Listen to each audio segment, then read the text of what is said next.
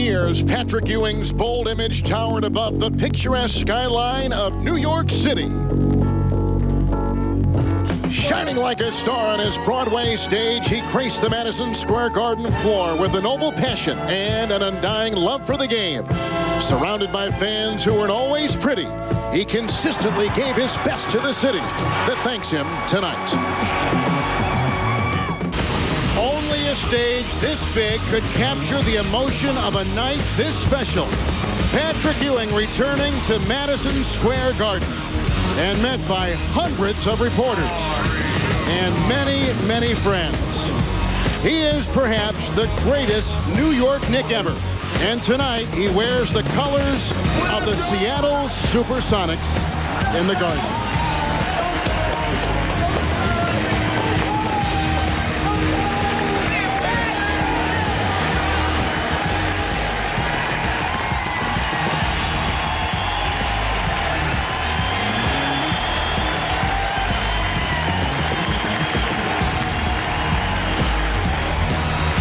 Welcome, everyone, to TBS NBA Tuesday. Tonight, the Seattle Supersonics take on the New York Knicks. Good evening, everyone. Kevin Harlan with John Thompson, Danny Ainge, and Craig Sager. Well, tonight, Patrick Ewing comes home. He first played on this floor and in this building as an 18-year-old freshman for Georgetown back in 1981. Then 15 years as a New York Knick, voted one of the top 50 players ever to play in the NBA. But unfortunately, he never won an NBA title, and that bothered a lot of people.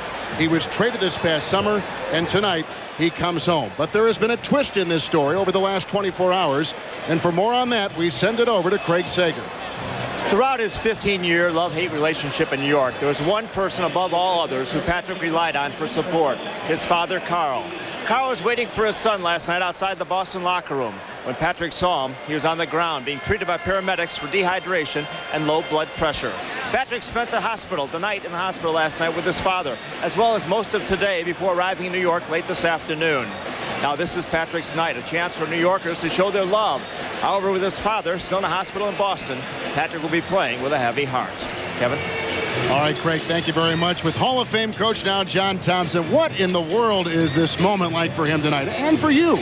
Quite frankly, Kevin, I have goosebumps right now. I think Patrick is excited, but I'm extremely proud of this New York crowd for receiving him in the manner in which they did when he came out on the floor. You coached him in college, and Danny Ainge not only coached against him, but Danny, you played with him and against him. Oh, yes. Patrick Ewing was one of the most intense, clutch players that I ever played against in my entire career. This guy's only curse is he played in the era of the Celtics, the Lakers, and the Bulls. So that was tough. He'll never be known for the clutch player that he truly was. He wasn't perfect, but he was only great. So for 15 seasons, he played here in big games through a lot of injuries. And as Thomas Wolfe said, yep, you can go home again, as Patrick Ewing is finding out tonight.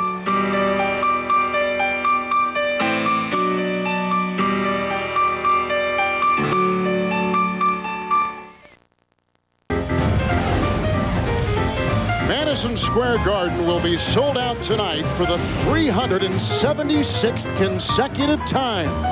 That is the longest current streak in the NBA. Now to our Garden PA announcer, Mike Walzewski. During the course of the national anthem, people also calling out for Patrick Ewing. Let's join Mike Walzewski. The world's most famous arena.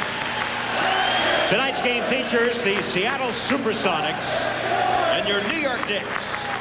And the Knicks in Madison Square Garden are proud to have an all-time great with us this evening. And we direct your attention to Garden Vision as we welcome back our number 33, Patrick Ewing. For their first pick, select Patrick Ewing.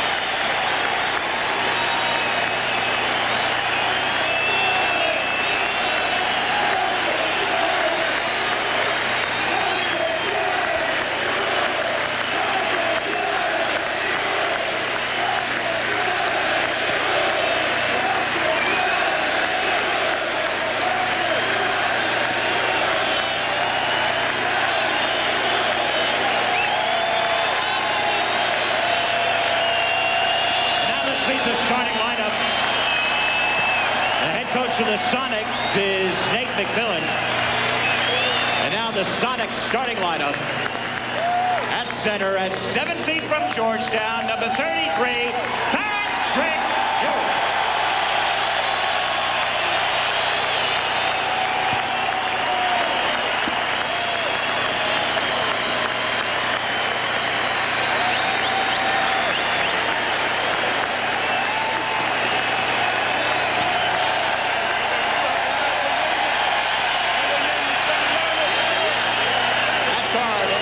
From North Carolina, number 1, Shamond Williams. At guard at 6'4", from Oregon There they State, go, the familiar 20, boos at Madison Square Garden. Well, John, how do you feel? That's like your son out there. I can't talk.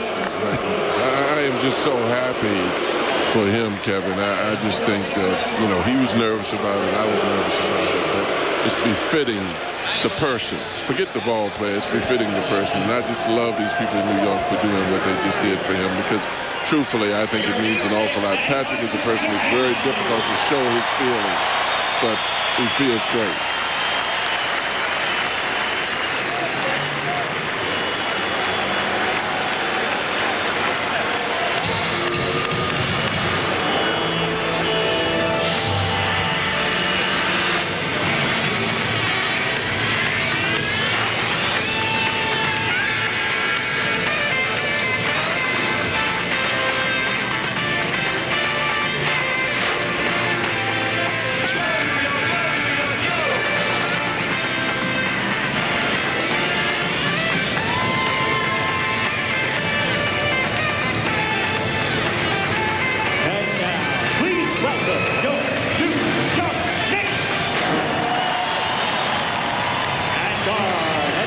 From Tennessee, number 20, co-captain, Alex Houston. And guard at 6'3", from St. John's, number 31, Mark Jackson. And forward at 6'7", from UNLV, number 2, co-captain, Larry Johnson. And forward at 6'5", from Alabama, number 8,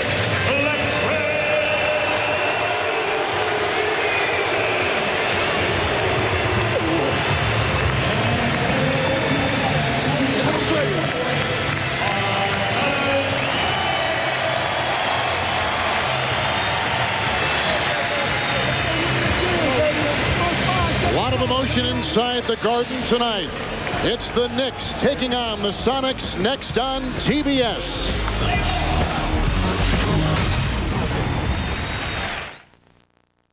A lot of emotion inside Madison Square Garden. And what a great stage in this great city of New York City to welcome back one of their own, Patrick Ewing, in his return to New York, but only in the colors of the Seattle Supersonics. John, I'm not surprised by the reaction, but it was longer and much more passionate than I anticipated. I didn't know what to anticipate, to tell you the truth, Kevin, but I was happy for Patrick. I talked to him before the game. He didn't know what to expect either. Do we have to have a ball game now? I wish it could end now. Danny, what'd you think? I was impressed with the Knick management because, you know, they could kind of sway the crowd. That introduction they had on the videotape, Coach, that was awesome. And they encouraged the crowd to give him that standing ovation. Marcus Camby inside, the guy that is taking Patrick Ewing's place, hits the game's first shot. Well, and how do you play a ball game after that emotional level on either end, as far as the Knicks are concerned, or as far as they're concerned? But the crowd is cheering for him now. Ewing against Camby and finds two inside. Little one-on-one battle going in down there. Marcus Camby, not known for his low post game, made a nice move down here. First ball game I've ever seen, Danny, where they rooted for the home team and one player on the other team. Especially here. Especially here. Real pity. I got a feeling in the fourth quarter those cheers might turn a little bit. Here comes Williams as he finds Rashard Lewis. The rebound by Mark Jackson. It'd be interesting to see Mark Jackson in addition to this team. I want to see if they'll fast break a lot more, because now Sprewell's on the wing. Sprewell knocks in a 2, and the Knicks on top by 2. Well, one thing, they will try to exploit that tonight because of the slow pace that Patrick Ewing and Vin Baker are not good in transition, and New York will try to get quick shots. Ewing again hit his first shot, and working on Camby, doubled by Houston, and a foul called on the play on Marcus Camby. That's his first. Well, Camby idolized Patrick as a kid growing up and even wore his shoes. I'm afraid if he blocks his shot in this game, the New York crowd may end up booing him. Patrick has such a weight advantage down there on the post. I'm surprised New York's not coming down a little quicker, taking it out of Patrick's hands. The trap on Payton. They find Vin Baker outside, the Olympian with the miss, and a rebound again by Jackson. Well, you can see Vin on his left hand. He has that bandage. I don't know why. He never uses that left hand anyway. The New York Knicks have started 3 of 3. Ainge, by the way, is right on the money with this comment. Well, Mr. Happy Face, I'm glad he's with us tonight. Williams inside his foul. You're talking about spoiling a great night. There you just said right. You say that. Foul is called inside on Larry Johnson. And here comes Shammond Williams. I think they probably wanted to play a little bit more of Emmanuel Davis, but why is Williams playing tonight, Danny? Well, Emmanuel Davis hurt his knee last night. He's not 100%. Williams can pressure Mark Jackson in the backcourt, use his quickness, try to take advantage of his youth and energy, and he's a great outside shooter. And Brent Barry not playing. He's got a groin pull, and he is not playing tonight. He is a very important part of the bench of Seattle. He's actually started 20 games as well this season, and his three-point shooting is outstanding. Yeah, they miss his outside shooting for sure, and his leadership on the court. Knicks on top 6-4. This is the second meeting between these two this season. Back early in the season in mid-November, Seattle crushed the Knicks in Key Arena. Johnson across the lane. Jackson with 2 to shoot in the lane. Stripped by Williams. Here comes Seattle with a 2-on-1 led by Williams and finding Payton, who launches a 3 and a rebound by Marcus Camby. Well, it's interesting to watch the pace of this game, particularly with Mark Jackson. Jackson is not fast himself, but he has great vision and great wrist in hitting people when they get out on the wings. Danny, the New York Knicks have started 4 of 4, and that is a 3-point shot right there by the aforementioned Shammond Williams. Well, you know, Seattle scores 82 points last night. The Knicks are struggling scoring. They scored 72 points last week. We did their game against Miami, but these teams are not hesitating at all. They're just jacking up the first shot. That's not indicative of either one of these teams' personalities. Houston is 3 of 3, and New York has started 5 of 5. Ewing inside to Baker and a foul. Great pass by Patrick right there. Bounce pass from the top of the key. Good seal. Again, Patrick and Vin Baker, if they don't double team, they should have their way on the low post tonight. Well, and particularly because of their size. When you're looking at this, you're looking at a great pass by Patrick, a bounce pass. I think it's not just the fact that the man is open. He knew where to put the pass, which was extremely important. And that's what Danny is talking about. If the defender is big on the Knick guard and Patrick, you can get a mismatch with Baker underneath. Larry Johnson just picked up his second foul, so he's gone, and in comes Kurt Thomas. One shot, guys, one. And this has been basically the rotation for the New York Knicks, although Thomas can play some center as well in place of Camby. Camby remains in the game. I know that they like to put the bodies in there that are going to defend, but, you know, I just wonder what Glenn Rice would do out there right now at that 4 position with Vin Baker trying to cover him. Offensively, I think he would be, you're right, offensively he would be a tough matchup. Defensively, as you indicated, it probably would be advantageous to the Sonics. Houston with his first miss right there. But I think they need to double team him anyway eventually throughout the night's over, so you might as well try to get some points at the other end. Payton finds Ewing colliding with Thomas, and Patrick Ewing He charged the referee. He's taken 2 shots, and he's made both inside. Well, you know, that was a good no call because the contact came inside the circle. So, but Patrick's going to get the benefit of the calls tonight. Believe me, Patrick can do no wrong tonight. I think he wish it were that way when he was here in New York. It was a lot of times I played here, Coach. Oh, listen to Patrick got all the calls. Listen to Mr. Happy Face over here. Here comes Lewis into Baker. Kicks it out to Williams, who's already hit 1-3. Finds the Olympian and All-Star. Gary Payton driving down the lane, and Patrick Ewing slams it in, much like the very first points of his New York Knicks career. When he got in a miss over Moses Malone. He looks 34 tonight, Coach, not 38. He looks young. Leave that alone. Positive reinforcement does a lot for old bones. At least in the first quarter. That's exactly right. Mark Jackson for 3, and he knocks in a triple. And the New York Knicks retake the lead 13-12. I like what I see in Mark Jackson. I mean, he knows the game. He's so much more. He's one of the few true point guards that are still in the NBA today. He's not what he once was, but he really understands the game. Good point. Inside Ewing again. His first miss, then he taps it up and down our volleyball style. He's 4 of 5, John. Yes, he is. He's padding his rebound stats on that play right there. And I was too busy cheering. I couldn't comment on it. Thomas to Camby. Marcus Camby puts the Knicks back on top. You know, when Marcus Camby first came into the league as a rookie in Phoenix, he made about 5 or 6 of those shots in one game against us. I haven't seen him take that shot very much. I know he can make it. Baker twisting and turning and sneaking up with our 5th lead change in the Sonics by 1. See, I told you, I mean, right now it's just child abuse down there on the low post. They're just killing them down there. They need some help down there. Call the neighborhood to help them on the block right now. Latrell Sprewell driving inside with the whistle blown. Patrick Ewing getting this from Payton has scored 6 points. Well, so basically, it's a screen and roll, a pick and roll to the basket. And he got to pass. Some of those passes he has not been receiving. But, you know, they've been taking the shots. I think everybody's caught up in the spirit of the moment right now. He may get more passes today than he's ever received. Damn. I saw game 38 minutes the other night. He got 3 shots. Well, that's exactly what I'm talking about. I think that the Sonics are caught up in the spirit of the game. I think Patrick would love to play in New York now every night if they're going to pass him the ball that frequently. Maybe he'll convert his teammates to realize Patrick Ewing has 20,000 points in his career. Yeah. Illegal defense blown on Seattle. Hey, they're still posting up Mark Jackson. He's about 35, 36, isn't he? He is. 36 is Camby. Down the lane by Baker, and watches it dropping quietly. Camby has started 3 of 3, well, and he has 6 points. Kevin, that's why it's a difficult defend for Patrick, because if Camby goes out, Patrick doesn't have the lateral movement anymore to guard his penetration. Camby hit 2 outside shots, and that gives him a definite advantage. Shamon Williams can't hit. Ewing was fighting for the rebound. It's collected by Camby. Mark Jackson now, who brings a lot of different speed to the Knicks offense. Feeds Houston, who knocks down a 3.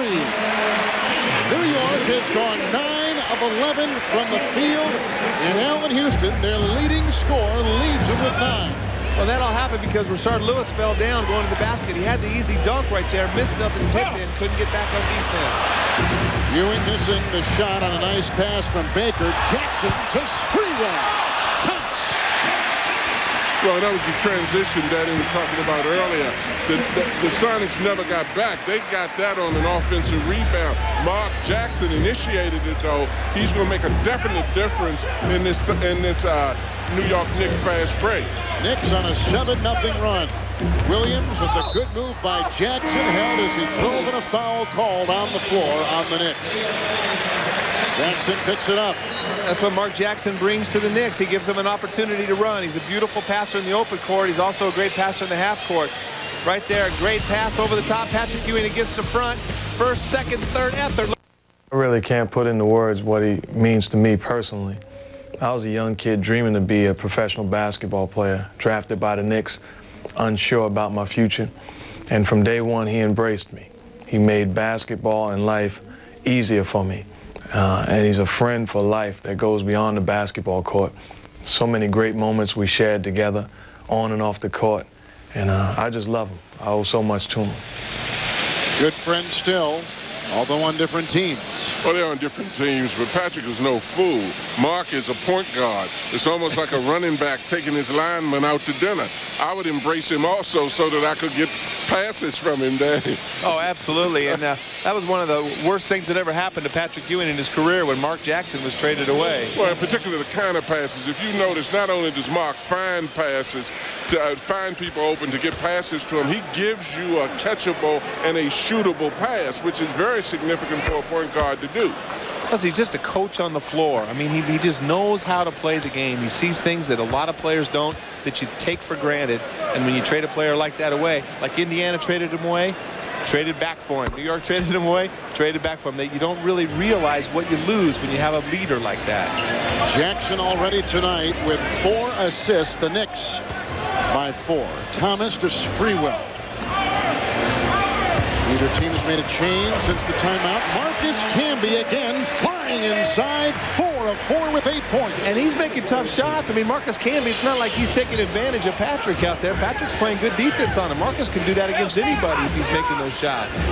Baker on top, draws the defense of Camby, drives by him to Vin Baker from Hartford, Connecticut. It's about a 2-hour drive from here. Picks up a foul. That's the first on him.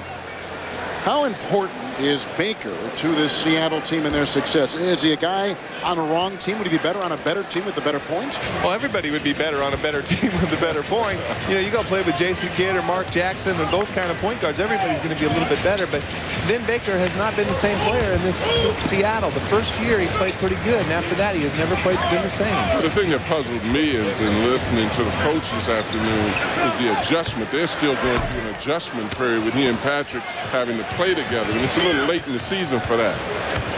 Of course, it was Nate McMillan, who replaced Paul Westphal in the first month of the year. Baker got it from Ewing. And a foul called inside on Kurt Thomas, who is taking the place of Larry Johnson, who's on the bench of the Knicks with 2 fouls himself. So this has been kind of a tumultuous season for the Sonics. Their team was sold in midseason. They've had a myriad of injuries. Nate McMillan took the place of Paul Westphal, as we said early in the year. I mean, they have really not had a chance to let the dust settle. I just don't think they have any leadership on this team. I think Gary Payton and Vin Baker, they have had a tough relationship. You know, Patrick is not a very boisterous leader. He just is a guy that comes to work every day and plays hard. But Gary has to be the leader, and he's not the leader that the Sonics need. I think the word is boisterous, but that's okay. Boisterous is you're like a president inventing new words. That's okay. That's okay. But got my thesaurus down here. As far as the dust is concerned settling, you don't have the luxury of waiting for the dust to settle. That's the thing that makes these guys pros. You have to deal with adverse situations and be able to play together. I just think that it's odd at this point of the year that they seem to still be trying to search and to find the pieces and get the cohesiveness that they need. But Danny, I think you've nailed it. The chemistry and the leadership issue on this team almost non-existent. It is, and it's tough for a kid like Lewis. He's 21 years old. He's a bright star in the future, and you know, he's seeing all this. He's not getting any opportunities. He's strictly becoming a perimeter player. He's 6'10", can post up 2s and 3s. There's a lot more to his game, but you know, Gary, Patrick, Van, those guys won't let him expand his game, and I think it's an unhealthy environment for him to play in. Only had 1 change in the game. John, go ahead. Well, and the code word for cohesiveness, Kevin, is to pass the ball to somebody else other than yourself sometimes. You know, we talk so much about cohesiveness. All cohesiveness means is to give the ball up and give it to somebody else. And you'll find out how cohesive and how communicative people will become once you do that. Oh, in any relationship, especially on a team, you got to be selfless. If you're selfish, it doesn't work. We've had only 1 change in this game for the New York Knicks, and now the first change for the Sonics. Ruben Patterson checks in for the first time for Seattle. Jackson with the spin inside. Canby is there to vacuum it in and counted for 2 with an offensive goaltending charge on the Seattle Sonics. Jackson credited with the 2. Let's watch it again. Well, I see why he called this, but from our angle, that ball had no chance of going in the basket. It did hit the backboard, but it wasn't even going to hit the rim. Shawn Williams on top with Lewis, Ewing, Patterson, and Payton, the Seattle 5. Williams has hit 1 3, missing there. Rebound by Camby with Jackson, Sprewell, Thomas, and Houston. Knicks have started this game shooting over 70% from the field. Sprewell into the paint. Jackson open for 3. And the New York Knicks, John, have their biggest lead tonight. Well, it's a definite difference. Mark Jackson has made a definite difference in the past. We've seen him a couple of times. They hesitated to run, and they ran cautiously. But when you put Sprewell on the wing with Houston, you've got to play him, and Jackson's going to end up being open the way he was. Here's Lewis, a seductive fake to get by Sprewell. Rebound Thomas. Danny, the Knicks have hit all 3 of their three-point shots tonight. Well, you know, Mark Jackson has become such a good three-point shooter. That was the weakness in his game, but the last couple of years, his percentage has been up over 40%. So he's becoming not only a respectable three-point shooter, but a good three-point shooter. Williams has the steal. And I think the shot clock did not reset. I think that's what one of our officials tonight, Rodney Mott, had spotted. I always hate that when you stop the fast break. Shimon Williams is going there, man, I had a wide open shot. Why would you stop the game right then? Who cares about the clock? It wasn't going to be a factor. He was going to shoot it. You know, the basic difference in the Sonics fast break is when Williams had the ball and was running, he had no wings. When Jackson runs, because you know you're going to receive the ball, you fill the lanes and you run with it. Gary Payton, an 8-time All-Star, knocks in the shot. Sonics to within 6. Gary is a great player. I really thought that there might be something done at the trade deadline, and I still think maybe this summer there will be a change of scenery. I think it might be good for the franchise, fans, and for Gary for start over somewhere new. Sprewell with the miss. And they're trying for some rebounding. Kurt Thomas and Camby were there fighting for it. And a foul called on the play as you see the numbers for Patrick Ewing. Rashard Lewis picks up his second foul with a timeout in Seattle. The thing about playing this pace is Seattle does like to run the ball a little bit more, especially with their young group. Mason, Ruben Patterson, Gary Payton, Shimon Williams, Jelani McCoy, those guys run. And you're playing into their hands as well. A third turnover by Charlie Ward since he's come in replacing Mark Jackson. McCoy down the lane, floating for 2. Well, that's tough, but it also reflects the fact that their interior defense on the Knicks is not that strong. You can get mostly of what you want if you can get the ball inside by driving or posting it. By Vince Carter and Morris Peterson of the Toronto Raptors. Mo Pete had 17 in the quarter. Half Man had 11 in the quarter. They combined for 28 of Toronto's 31 third-quarter points. And they're trying to run away from the Cleveland Cavaliers. It's 86-72. Just under 10 minutes to go in the game. And let's go back to the Garden to Kevin and company, guys. Thank you, EJ. Morris Peterson is about as good. Well, they were so good off the planet. And in first place for about the first month and a half of the season. Well, and it definitely there's been a drastic change, but it's definitely also reflective of the fact that when you don't have confidence, guys start guessing themselves and second guessing. But I like Peterson also because one of the things that he does is he gets out and he runs and he takes a lot of the attention away from Carter. I think he compliments Carter an awful lot. Seattle's bench has been good tonight, 11-2 over New York's bench. Well, but it's interesting to watch. Patrick's been sitting on the bench a long time since he started off. And it'll be interesting to see whether he can come back and get himself rejuvenated at the same emotional point that he was before. The biggest difference so far is that Seattle's getting to the free throw line. They've got 10 points from the free throw line to 2 from New York. Larry Johnson back in for the New York Knicks, playing with a couple fouls. Deceptive move by Ward, who finds the shot open but can't hit. And here comes Seattle with Baker, Patterson, McCoy, Payton, along with Desmond Mason. And Gary Payton trying to find his shot and does and nails it. I'd be a little worried right now if I was Jeff Van Gundy. You know, a lot of times you think, oh, Patrick's going to have so much emotion when he comes, but his teammates, he's going to bring emotion with his teammates in New York. Patrick Ewing's return, his whole team is feeding off this energy. Well, I'd be a lot worried when Mark Jackson is not in because they gravitate towards playing the way they had been playing. When Mark was in, the other players play with more confidence. They get out and run. They have better offensive ball movement. But it's hard to run when you can't get any stops. And right now, they're not able to stop Seattle at all. Kurt Thomas brings the Knicks to within 4 with 8.5 to play in the first half here from the sold-out Garden. Payton again. Launching and hitting another. Gary Payton has hit 2 in a row, and John, he's got 9. Well, and he realizes the fact that Ward is hobbled. He's taking advantage of that. He's isolating on him, going over him, going around him. Payton's got 7 of his 9 in this second quarter. And illegal defense. That is the second called on Seattle. So a free shot from the line for the Knicks and possession. Well, he just uses the screen. He gets over up to the middle, but basically Ward recovers. Can't stop that. Just shooting a fadeaway jumper. Charlie's too small to recover. Can't contest there. Fadeaway to the baseline. When Gary's hitting those shots, he's unguardable. Just about anybody you put on him, he's going to score that shot. How do you guys like Peyton? You like Peyton, Danny? I do like Peyton. I love his competitiveness. I love how he competes every night. He plays to win. I just wish Gary would see the game from more like a Jason Kidd or a Mark Jackson perspective and not look to get his own every night. Well, that'll never happen in our lifetime. I'll tell you that right now. You know, I just think that he's competitive. I love him on defense, but I think he's got to play on a team with strong personalities because he is so competitive and his personality is so strong. Allen Houston the miss. Well, they do have a chemistry and leadership problem on this Seattle team. McCoy looking for Mason. And away from the ball, Vin Baker clobbered Kurt Thomas. And Baker picks up his second foul of the game. Well, I guarantee you it was a flop because I know Thomas, he instigates a lot right there. Oh, he did get him, though, but it was a good acting job to make sure the ref saw it.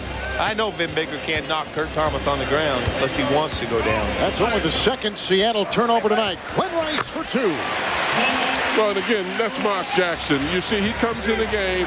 Again, Kevin, not only does he get you the ball, he gets you ball in a position where a shooter can shoot it and get it off. It's a matter of seconds. And, John, chemistry and leadership are not issues in New York. They've got plenty of both. Well, and it's not an issue, particularly with Mark Jackson out there playing, because he doesn't have to acquire respect. He comes with respect. Usually when a good player comes to a team, it takes a little adjustment period, but Mark has the respect coming in the building.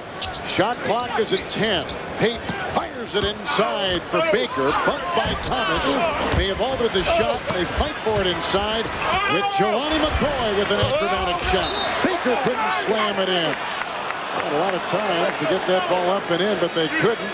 Larry Johnson just picked up his third personal foul of the game. You know, the question I have, you know, Larry Johnson's going to go to the bench now with his third foul. But, you know, Glenn Rice, I know he's not a true four, but he is 2 inches taller than Larry Johnson. He's not as strong in the low post. But I wonder if he got the same minutes that Larry Johnson did get at the power forward spot, that he wouldn't be more productive. Well, I think your height aspect of it definitely it makes it very valid, because that's one of the reasons Larry is strong, extremely competitive, but he's going to get in foul trouble, particularly on the defensive boards against a bigger guy. Patterson to Baker. Rice was there defending on the play, and the foul for the first time is tagged on Glenn Rice. And you see any more ease? We've seen so many New York games this particular crew has this season. Do you see any more ease with which Rice is fitting in with this New York team? No, I think it fluctuates from game to game. I think Van Gundy tries to find him minutes, but there's a log jam at that 2 spot and the 3 spot with Sprewell and Houston getting most of the minutes. There's just not enough minutes unless they move Rice to the 4 or they move Sprewell to the 1. And with now Jackson, though, that latter's not going to happen. Well, and I think one of the things that Jeff Van Gundy said is that he's not big on a guy playing what he does not define as his natural position. And the question becomes is, what is exactly Rice's natural position? And that's where within the answer lies. Hey, he's a basketball player. He can shoot in the perimeter. He can post up. I mean, you're talking about defending players, but the team's double team anyway. So, you know, you can put him right there no matter what position you play him at. Rice snaking up for the shot. Jelani McCoy with the rebound for Seattle. And I get frustrated with those labels that go, he's not a 3, he's not a 4. He's a basketball player. He can make shots. The only problem with that is you're not putting him in the game than Jeff Van Gundy is. Great rejection inside by Camby with some help from Thomas. Jackson feeding Thomas, rejected by Vin Baker inside. Back and forth we go at the Garden. Well, that was a great defensive play by Vin Baker. But again, I can't say enough about Mark Jackson. If he plays with anybody that's moving, Kevin, regardless of his age, he'll find him and he can deliver the ball. Patterson driving into Rice, lost it, got it back, reels it in, and puts down 2. That was great defense by Rice that time, wasn't it? No, but I tell you what, Ruben Patterson, so far he's gone by Camby, Johnson, and Rice. So, I mean, he's doing that to everybody. At least Rice gave him a chance for the official to get a call. Patrick Ewing sets the check back in, and Allen Houston buries one from outside, 11 points. He had 9 in the first quarter, his first 2 in the second right there. Yeah, you got to be going crazy if you're Van Gundy. You're shooting the ball as well as they are. Right now, they're down 4 points at home. It's Patterson again, drawing the double. Payton for three. Good! Gary Payton's been on fire in this second quarter of play. Payton has put in 12 for the game, 10 in the quarter. Well, he's so confident. You know, he shoots the ball. He plays with confidence. I'd love to see Gary play with a strong point guard also, when he didn't have the responsibility of running the team. The only question is whether he'd listen to him or not. Allen Houston with 13. His form, Danny, is about as good as any shooter in the league. Oh, yeah, he's a pure shooter. But I got to check the size of those rims. I think they may have widened them a little bit, stretched them out, put some steam on them. I'm going to tell you why. It's minutes of fame. He will be on the David Letterman show. We checked with Letterman today to see what he had in mind, and he said, hey, didn't he jump over some guy? I said, yeah, that was his teammate, Rashard Lewis. He said, well, that's what I'm going to do. I'm going to see if he can jump over me and dunk. So tomorrow, Desmond Mason will be on Letterman. He's an exciting young player, is Desmond Mason. Fourth all-time leading scorer in Oklahoma State history. Born and raised in Waxahachie, Texas, which is just south of Dallas. I think he's got a terrific future. He's a terrific athlete, good range on his shot. He's just young, learning the game right now. But with that body and athleticism and jump shot, he can't help but not be successful. Well, maybe that goes back to what you two were saying about as Patterson picks up a foul. What you were saying about Gary Payton, maybe, you know, he needs to be on a more mature team because this is a young team that is in desperate need of leadership and some kind of quality, whoever is speaking. Well, and I think a guy like Gary is so competitive and so good that he's not as understanding. And that's not always a bad attribute, but sometimes it's detrimental to a younger player. Gary wants to win. He's a great player. He plays hard. I just feel that he's got to be with extremely strong personalities. If he's not winning, he's going to be impossible to deal with, so you better have a good team. Definitely. Well, the free throw shooting tonight has certainly been one-sided to Seattle's side. 14 of 18, the Sonics. The Knicks, the #1 free throw shooting team in the NBA, 6 of 7. But they get to the line the least amount of times as any team in the league. But I think that'll change with Mark Jackson because they'll get out on the break and they'll look to penetrate because the ball will circulate, the offensive bodies will circulate a lot more with Mark. Gary Payton, who has missed very few second quarter shots tonight, missing there. We're approaching a minute and a half to play in the half. And a good rebound by Glenn Rice. Showed some athleticism. Jumped over the top of Vin Baker to get that one. Some shoving inside. And a foul. Ruben Patterson was in the vicinity. And he picks up his second personal foul tonight. As you take a look at Mark Jackson, a real good guy, a real good player. Oh, yeah, 8 assists. I mean, I don't think that the other guards that New York has had double-figure assists of a handful of times all year. So, you know, Mark Jackson will give him that element. And one reason why he has 8 assists that's different is New York is running, looking to exploit fast break opportunities. And, John, here is a player who is #4 in the all-time annals of the NBA in assists. #4. Well, and everybody likes to play with someone like that. You know, I'm sick of all these chemistry speeches and all this, whether teams are playing together. What does it is passing. Mark Jackson has a direct effect on chemistry immediately because he looks to pass first and looks to shoot. Everybody's happy to play with a player like that. A lost art. Absolutely, no question. I mean, you know, again, I think of Jason Kidd in Seattle, same kind of effect. Guys want to come and play for people, with people like that. Patterson on top, picked up by Camby. Here comes Ewing, who's had an effective first half. Back to Patterson for 2. Camby inhales the rebound. He's got 8 tonight. You know, that's one thing about Ruben Patterson is he loves to score, and he's not a great scorer. He's a great energizer, a great slasher, driver, defender, rebounder, but sometimes he's taken a couple shots tonight that I thought were ill-advised. Houston driving inside, and New York has got a 9-1 run over the Sonics. You know what was great about that is he dropped his shoulder in, and you don't see him doing that much. I'd love to see him do that a lot more, and then he'll be open a lot more on his jump shot. Baker with a twist and a turn and a heave and a rebound for the 9th time by Camby. Quick trigger out to Sprewell.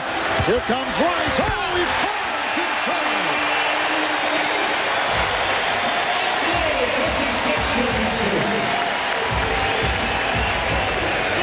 Knicks by 4. Oh, why did you call that shot by Baker a heave? A pretty good description of that shot. Because that's exactly what it was. off of Ewing and out of bounds. The New York Knicks are on an 11-1 run, helped by plays like this by Allen Houston. Well, and this is the move I was talking about. You know, he gave a simple ball fake. He went in, he put the ball between his body and the man and shot the ball. That opens up his jump shot and makes him have a second threat rather than just shooting plain jump shots. Sprewell has 13. Houston has 15. I'll tell you what is interesting about the Knicks now. This time when they substituted Jackson, they went back with Sprewell and didn't put Ward back in that position. I still think Charlie is struggling a lot. Houston, good at the goal.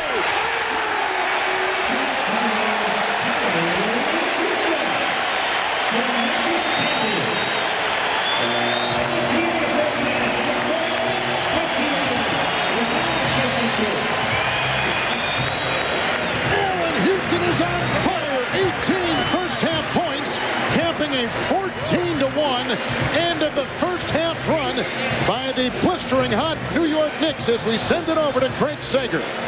Well, Kevin says blistering hot Allen Houston as well. The last shot, you missed one, which is very unusual for you. How'd you get that other shot off before the buzzer? Marcus Camby. That's how I got it. I just thank God, thank the Lord, you know, for this opportunity. But Marcus just got a great rebound for me, and he saw me. He was getting ready to shoot it, and then he saw me.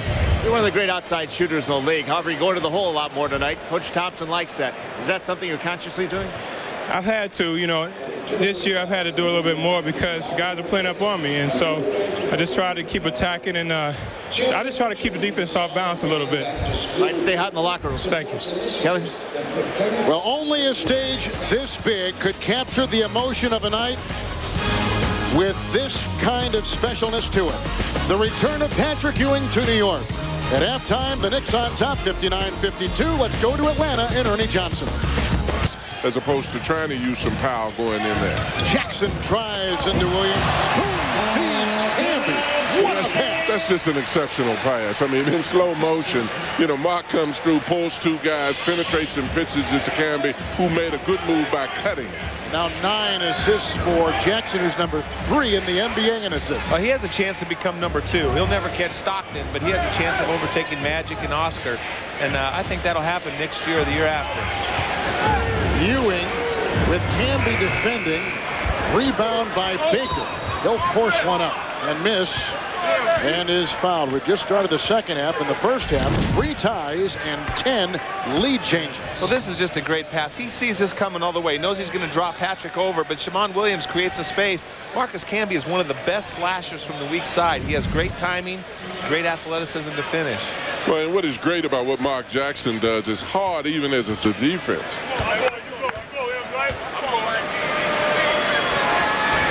Shard Lewis again hits. He went right from high school basketball in Houston, Texas to the NBA. Tell you what, the Knicks have to do a better job, though. The Sonics are getting to the offensive boards and getting their fingertips on a lot of balls. They've got to definitely touch somebody once the Sonics shoots the ball. Approaching 9 to play in the third quarter. Camby with the move on Ewing. Rebounded by Lewis. Here comes Gary Payton. Payton had a very good second quarter. Nice move inside, and he picks up where he left off. He had 10 in the second quarter. That might have been just poor defense on the part of the Knicks, too, because he came down almost 2 against 4 and then drove to the basket. Nobody on the Knicks team reacted. Yeah, he's so clever, though. I mean, he does that so many times. He just has a way to get in those little seams and create offense. Houston's had a big night, 18 in the first half, and he traveled with the ball, and that is a New York turnover. They now have 12 for the game, just 5 on Seattle. And a lost art in basketball right there. Baker, he just does a good job of getting a little bit of a nudge, forces Larry Johnson away from the basket. Sprewell just gets him enough where he can turn the corner for the easy hoop. Brent Berry injured, not playing tonight. Manuel Davis, the normal point, not playing tonight. He's injured. Payton with the miss. Rebound by Sprewell. Yeah, but it was another example. Patrick couldn't get his lift, but he got his hand on the ball. The Knicks has definitely got to be more protective of the defensive boards. Larry Johnson tonight, 4 fouls. He hasn't taken a shot. He has not 1 rebound. Very quiet. Houston driving. Camby gets the feed. Whacked by both Ewing and Vin Baker. It was a gauntlet of Seattle defense inside, and the foul is called on Ewing for a second time tonight. You know, I think one of the real missing pieces on the Knicks is a big center, because the way Camby is playing now, I think his confidence is coming up. He goes to the board strong. If you got a big defensive presence in there and let him be the second line of defense, now you add Mark Jackson to the lineup in the point guard position, you've got one heck of a team to deal with then. Double-double for Camby tonight. And tomorrow on TNT, it's a doubleheader. In Game 1, Miami facing the Philadelphia 76ers. Then in Game 2, the Denver Nuggets take on the Los Angeles Lakers. Catch all the action at 8 o'clock Eastern Time on TNT. And speaking of doubleheaders, a double-double for Camby with his 15 points and 11 rebounds tonight. Well, that's a pretty good start halfway through the third quarter. But, you know, they got some big bodies over there. They got Luke Longley and Felton Spencer over there that they can stick in there. Yeah, stick them in. Lewis for 3. You can stick a tree in there, too, if you need to. Can't run up and down the floor, can't block shots. Oh, at least you're honest. Here comes Camby across the lane. Springwell puts it down. He has 15 points tonight. I thought you were supposed to defend the big guys. Not always. The mother didn't raise any fools. Knicks by 7. They've led by as many as 9. Williams to Baker. Knocked away inside by Marcus Camby. Number 9 in the NBA in block shots. Jackson to Sprewell. Driving pass. Baker with the mid-range jump shot with the Lewis rebound. I guarantee you, when these Knicks are asked after the game, every one of them are going to say how much more fun it is to play this style with Mark Jackson on the court. Well, they have to be stupid if they don't, because definitely, then he gets you the ball where you can do something with it, not just throws the ball at a jersey somewhere. Lewis driving into Camby, who falls. A foul called on Lewis. 2 great defensive plays by Camby there. Blocking the shot the first time down the court, and that time guarding the basket, taking the charge. Patrick Ewing's homecoming. Ball shoe for games. He ties it in a knot and keeps his wife's memory with him all the time. Camby making memories in New York with a dive inside. And now he has gone 8 of 11 and has 17 points tonight. Wow, that was a quick move right there. Well, and you know, I wonder why. You would know that the Sonics know that once Camby faces Patrick, he's not going to be able to have enough lateral movement. You got to have some form of support defensively to help him on something like that. Gary Payton knocks down another 3, his 3rd tonight. He's got 17 points for the Sonics. And a secret 17. Yes. And that just reflects how good he is, because he's obviously been passing the ball around and getting the ball to other people. Very quiet. Jackson gets a pass. He launches a 3 and barely grazes the rim. That was a little deeper than his range right there. I just knew you had something nice to say about that shot. I just knew that. Well, I know there's no breeze in here. Lewis for 3. Seattle has been absolutely great on the 3-point shot tonight. 6 of 11, and they're shooting over 40% total for the game. And they got to be feeling good right now. They're only down 3 points. In New York, it appears that they've been playing at their highest level tonight. Seattle has lost 4 of their last 5. 3 straight on the road. Sprewell to Jackson. With the floater. Gets his own rebound. Can't get it. Missing 2 in a row.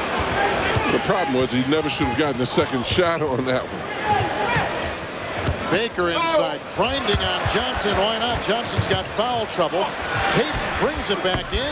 Ewing misses the tap. Camby is there to get it. He tumbles down, but the Knicks control. Or 2 then. Shamon Williams gets it. Another 3 by Payton. Rebound inside, corralled by Jackson. Seattle is just wild, man. It's just, a lot of that wildness is keeping them in the game tonight because they're shooting the ball well. But Sprewell has 17 points. It's the game Seattle's got to play, guys. Well, it's the game they have to play, but it's also the game that's going to run them out of this building if they continue to play it the way they're doing now. It's very difficult on the opponent's home court unless things are going well for you to play the way they're playing now. Shamon Williams for 3. And Ewing vacuums it in. Knocked out of his hands and out of bounds. I'm not sure Seattle needs to play that way with Patrick and Vin Baker out there. I think when they come in with the Pattersons and their bench and they go a little more wild, but these guys, they need to get the ball down in the low post and play a slower tempo just so Patrick and Vin can participate. Well, and I agree with you 100%. unusually so, but I do. And I think it also relates to defense, that when you have those two guys in there, you've got to make some adjustments because you know they don't have the same kind of mobility. Larry Johnson has not taken a shot, obviously has no points. Sprewell for 2. Rebound by Vin Baker. Down by 5. Here comes Peyton. Hooks it over the head of newly instated Desmond Mason, the rookie from Oklahoma State, much to the chagrin of Nate McMillan. Baker will leave. Patterson is in. But the thought was good on Gary's part, but he indicated himself that it was his fault, and therein lies the genius of Mark Jackson. He could make that move and get the ball to you where you could handle it and take the shot. Sprewell again. The rookie is on him. Screened by Camby. Switched defensively by Ewing.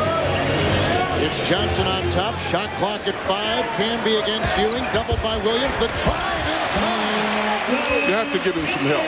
If Seattle does not give him some help, Patrick is not able to guard Mark when Marcus Camby, when he turns around and faces him at any distance from the basket.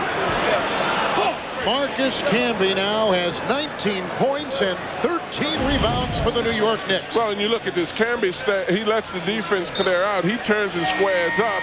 You've got to get some help from the weak side at that point because it doesn't take the whole ball game to realize that his quickness is a problem to Patrick, particularly with his ability or inability to move laterally right now. Now that was like Linda Ronstadt right there, blew by you. I mean, their help was coming from the top, but he didn't. He pushed the baseline. He got beat on the baseline side. He got beat on the baseline side. There was a man on the baseline side. Camby is out. So is Larry Johnson. They brought in Rice. They brought in Kirk Thomas. Out there for the New York Knicks. Jackson remains in the game, as does Sprewell in Houston. The interesting thing about Mark Jackson, he's not going to go by Williams on a drive. He just patiently picks people apart, waits for cutters, gets the ball where he needs to get it. Sprewell, doubled and trapped, rotating the defense. Open is Rice. They couldn't get a man out there quick enough, and he burns them. Rice knocks down a 3, and the New York Knicks are on a 7-0 run. See, right there, they have Glenn Rice at the power forward because of foul trouble by Larry Johnson. They go to Sprewell in Houston for a lot of minutes. I think that's a perfect spot for Glenn Rice to be on that weak side at that 4 position. Knicks have a 10-point lead, their biggest tonight. It's Ewing inside. He's had a quiet third quarter. And it remains that way. Ewing started for a 5 since 1 of 8 from the field. Houston. Allen Houston's got 20 points. Camby's got 19. And the New York Knicks are on a roll. Spoiling the homecoming of Patrick Ewing up with their biggest lead tonight. I think people will remember Patrick as a great, great player, and they'll hang his number up there, and he'll come back to New York as a hero, and I really believe that. And I don't think there's any animosity on the part of the fans that can't be, forgotten, and or the press, because he was the best. It's just a shame that he's out there. One day they will hang his jersey number 33, but what about his locker? For 15 years, Patrick Ewing was the center of attention in the locker room. Is his locker enshrined? No. In fact, Felton Spencer now occupies the cubicle once belonging to Patrick Ewing. Here's a guy that doesn't even play. He's about the same size, and he is a nice man, but in all due respect, is that any way to treat Patrick Ewing, to replace him by Felton Spencer? Kevin. Thank you, Craig. By the way, Pat Riley said he would have never become the head coach of the New York Knicks had the Knicks not re-signed Ewing back in 1991. That was the big prerequisite for Riley to come to New York. You got Ewing, you got me. You don't have Ewing, I'm going someplace else. Oh, he's smart. Without Ewing, holy cow. Could Ewing go back to Riley's nest and go to Miami? Well, and I think that's a possibility, but it's a little early right now. I just think that he probably just wants to be comfortable. As he's indicated before, Alonzo's down there. He probably wouldn't mind backing up Alonzo if that were the case. Well, Patrick has to start making some decisions in his career. He's not the same player. He was such a champion, such an incredible talent, such an intense competitor. He still believes he can do some of the things he had. We saw in the first quarter, Patrick at his best. And we see in the third quarter, he's just slowed down a lot. He has a tough time keeping up with the pace a lot of times of the game and keeping up with quicker players. Peter Vesey has been on, our Peter Vesey has been on that story for a long time, reported last week in the New York papers. We'll be keeping up to date on it the rest of this year. And into next with a shove inside and a foul. Mark Jackson tried to get it inside. Jelani McCoy, who is now in the game, picks up the foul for Seattle. 1:18 to play in the third. The New York Knicks are shooting 58% from the floor. And this is interesting. You know, Jeff Van Gundy has had to play against Mark Jackson the last few years in the playoffs, you know, defend with Childs and Ward in the low post. Now he's got Mark Jackson on his side, so he's taking advantage of that post-up opportunity. Jackson, a great passer, but also a very good little jump hook finisher around the basket in the post. Well, I think a lot of the things that he will do out on the court to make this Knicks team better are so intangible. Again, you talk about all those things about chemistry. Chemistry is getting somebody out there who can get the ball to the right people at the right time. I told you before, he's one of those guys we like, a series of players that we highlight in the NBA, and where he ranks all-time among assist leaders. He says the reason why a marriage is important to him right now is his mom and dad were married for 40 years, and his dad raised 5 kids in this city working for the Transit Authority, which is not an easy thing to do. Mark said we never went to bed hungry. We were always warm and well fed and well cared for. And he said those principles I brought to my own life, my own marriage. And sure enough, he's happily married and loves to be back with the Knicks. When we saw the graphic that he's behind Magic and Oscar Robertson to take that second spot, it's going to take him 2 more seasons to catch those guys. If he can last 2 more, he can beat them. Swerving through traffic, Sprewell. Final minute of the third. Houston from outside knocks down a 2. A game-high 22 points by Allen Houston. And the New York Knicks are on a 12-0 run. Well, and really, we talk about Patrick coming home, but this is also a coming home for Mark Jackson. I think I can't say enough about the effect he has on this team and giving it the kind of chemistry and confidence that I have not seen this year in the Knicks team. They look better. They certainly look better. They do look better. I like their energy. I like how they're running the floor, especially with Sprewell, Houston, Rice out there. They're taking advantage of those great shooters in the perimeter. But also, you know, you see the problems that Seattle's had, too, in this run. They can't score. They're playing one-on-one basketball. There's no team unity, no execution at the offensive end. And this is exactly why they're probably going to be a lottery team this year. And they are truly on the outside looking in terms of the Western Conference playoffs. The spinning Sprewell. Rebound by McCoy as the buzzer sounds, ending our third quarter. Marcus Camby was absolutely sensational in that third quarter. For the game, 19 points and 13 rebounds. Leading the Knicks on a 12-0 run to finish the third. At the end of 3, it's the Knicks by 15. Returning heroes, Eddie Giacomin, the great Ranger goaltender with the Red Wings coming in here. Tom Seaver with the Mets, then Cincinnati. Walt Frazier, who played so many great games for the Knicks with Cleveland. Reggie Jackson with the Angels beating the Yankees. Mark Messier with Vancouver over the Rangers. Here's been a nice little storyline developing. It may not happen, though, tonight in Ewing's return to New York. Well, chances are it won't happen the way New York's playing, but you never know. Seattle's got some good shooters if they get hot. But, you know, it just kind of epitomizes Patrick's whole career. He played in the era of Michael Jordan, Larry Bird, and Magic Johnson, the 3 dynasties. He had nowhere near the supporting cast of those guys, not even close. And those were 3 dynasties. And, you know, Magic had Kareem and Worthy and Scott. And, you know, and we know what Bird and Jordan had. And so, you know, Patrick, it's unrealistic to think. The one chance he had chance to win a championship, I thought, was that year in Houston. They went to the finals, and that was a great series. They came up just a little bit short. Williams picks up his 3rd foul. Well, the other thing I find amusing about Patrick is people talk about the fact that he doesn't have what he had when he was young. I don't know anybody that's 38 years old that has what they had when they were 20-some years old. You know, unless we dwell on the obvious. Well, it depends what you're talking about. Here comes Sprewell. Out to Ward. A fake by Williams. A drive inside. Set each other up. Right, but Patrick has had the injuries as well. I mean, they just haven't had the injuries. Payton to Baker. Shot clock at 12. Ewing is getting off the bench. That's why you hear the... You know, I'm really sorry here, but Vin Baker, I'm getting kind of frustrated watching him. He walks up and down the court.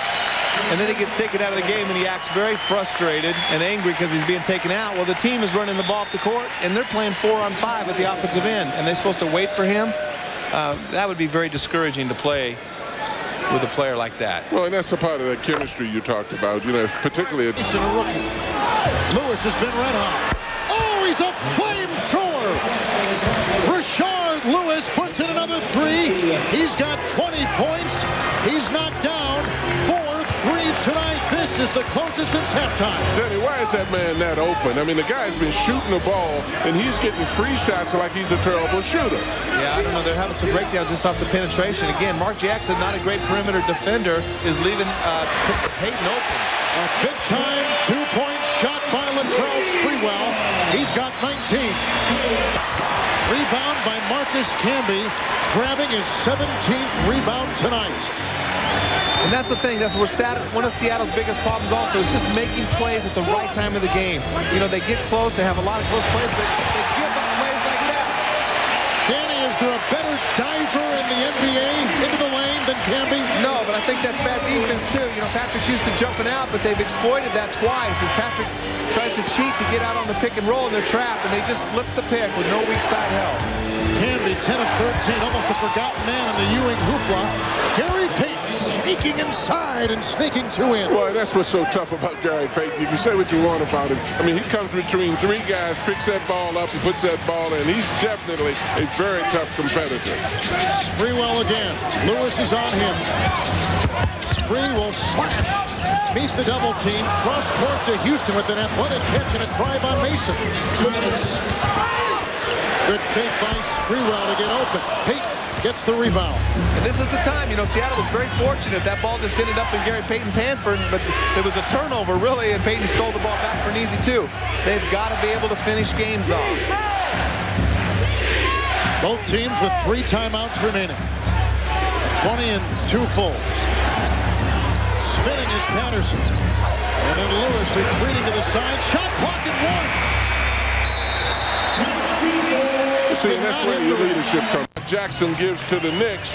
Nate has told us that he needs that leadership on the floor, and it wasn't there. Right, and that's just called slipping the pick and roll. We saw Camby. He doesn't like to use his body and set screens, but he does like to slip. He's very active and quick on the weak side. But again, Seattle, you know, they're posting up Ruben Patterson.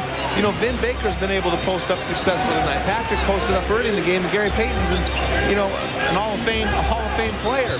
Why isn't he getting the ball? Rice for 3.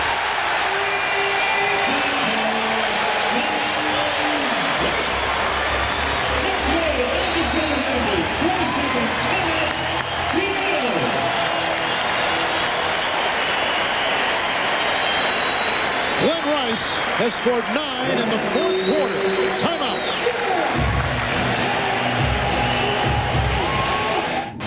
For Seattle, keeping them alive. And here is what the big 3, John, have done tonight for the New York Knicks. Well, and maybe you should. Rice is uncovered.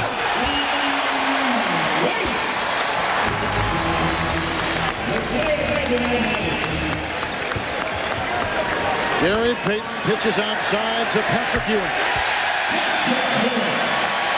Well, I tell you what, that was unselfish of Gary, too. I think he could have made that basket. He knows that it's Patrick's night here, and he pitched that ball out to him. That showed me a lot.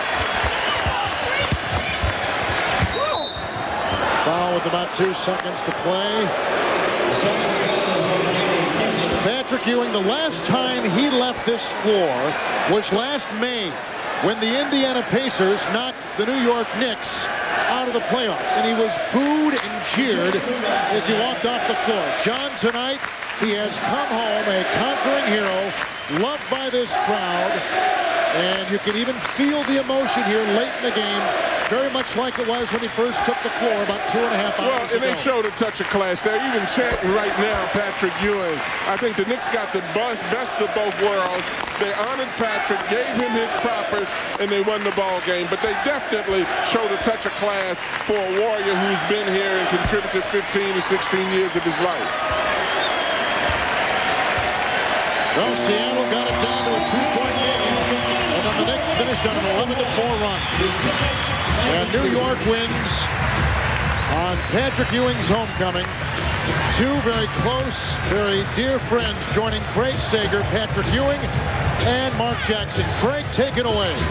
Well, it's a tremendous homecoming for two former Knicks players, Patrick Ewing and Mark Jackson. First of all, Patrick, I know you guys didn't get the win, but the response you got from the crowd, what did it mean to you? Well, it meant a lot. I thought that, they showed that they appreciate everything that I did with my 15 years here.